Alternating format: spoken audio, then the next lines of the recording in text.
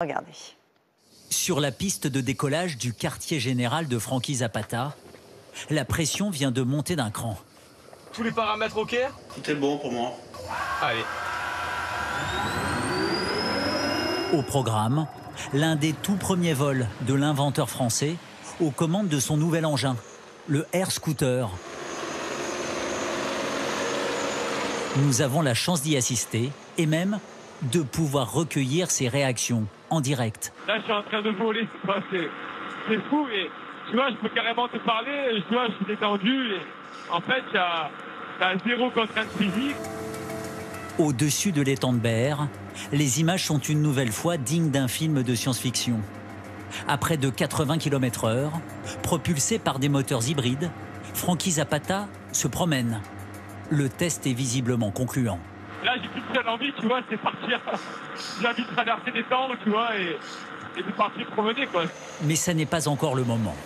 Après 15 minutes de vol, le pilote va tenter un atterrissage en douceur. Pari réussi, de quoi impressionner son fils Matt, pourtant habitué à voir son père voler avec des machines inédites. Il progresse tout le temps, il fait tout le temps des trucs de fou. Moi, je kiffe, hein, donc je suis très content. Les gars. Juste le temps de féliciter son équipe. Et Franky Zapata est déjà reparti, à l'atelier. Le débriefing n'attend pas. Et après, vous faites le check habituel, quoi. Au cœur des préoccupations pour ce nouveau projet, la consommation des moteurs, mi-thermiques, mi-électriques. Ça consomme à peu près 10 litres à l'heure. Donc voilà, et on va en moyenne à 80 km/h. Donc à peu près 12 litres au 100, quoi. Le Air Scooter fait moins de 115 kg. Un poids qui l'autorise à voler aux États-Unis. Tu peux le porter vraiment, tu vois, de deux doigts, c'est vraiment très très léger, quoi.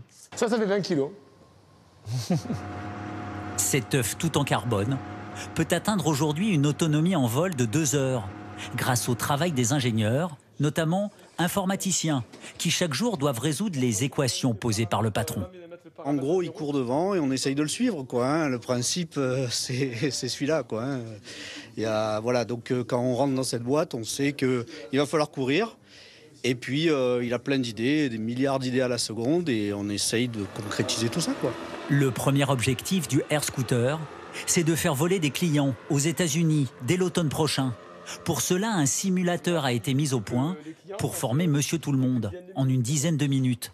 C'est très simple. Avant, arrière, gauche, droite. Et effectivement, c'est assez intuitif. C'est extraordinaire parce qu'il vient de se poser pour la première fois. Ça fait 3 minutes qu'il vole.